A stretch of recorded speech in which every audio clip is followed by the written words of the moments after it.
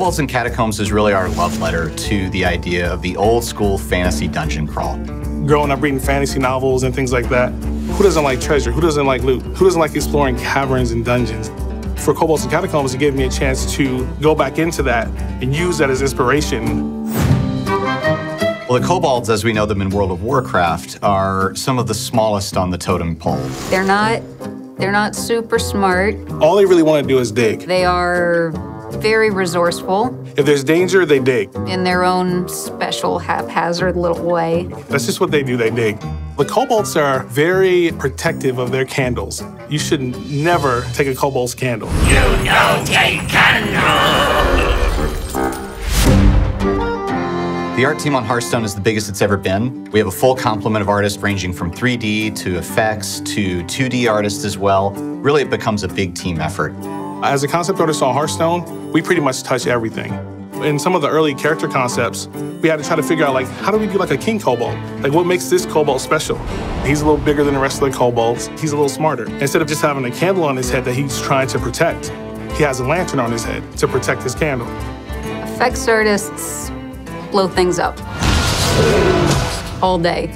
In Kobolds and Catacombs, I did the majority of the collectible card effects, getting to animate King Togwaggle, the decks actually popping up out of the deck slots and switching places and then dropping back in was tons of fun. There was such a big range of different kinds of like magic and effects to work on in this one. I think we get to bring a lot of life and character to the cards. There's a lot of new things in Kobolds and Catacombs for players to get excited about.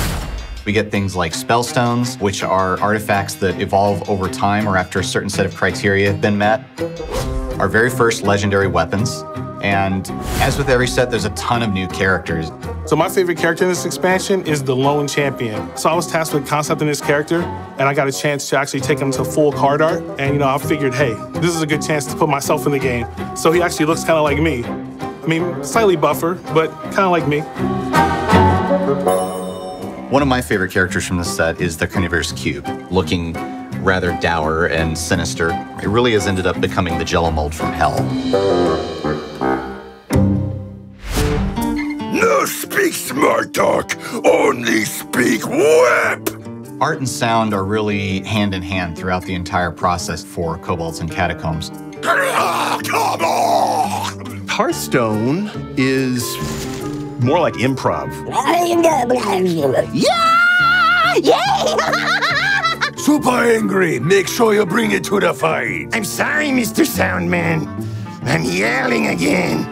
Hearthstone's one of those games where when you get a chance to come in and play multiple characters, you get such a broad spectrum that if, as an actor, it's just kind of like a fun exercise to play across that spectrum. A marvelous opportunity, Mage. On Kobolds and Catacombs, they brought me in to sing the reveal trailer for it, which is unique. I don't get to sing very often for projects. You've signed up the best. You're on a great quest to find the mighty Mother Lode. A typical session with the Hearthstone team? Feeling a little dizzy? It's a few lines, heightened character, and all play. Something wicked burrows here. The main thing I do for Hearthstone is the innkeeper. The Scottish dwarf. Everything he does is right here. It's almost like a yell the entire time. If you're lucky and they have the artwork done for the project, which they do for Hearthstone, you get to see the characters. They show you the artwork, usually on the screen in front of you.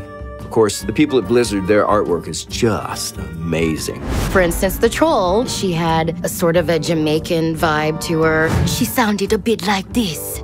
She was a troll, but she had a good side to her as well. Ultimately, it's really up to the player as to what they'll really appreciate most about this expansion. It's just exciting to see people get excited about something that, you know, you spent many long hours and many, many nights and days on, and see them come to it for the very first time.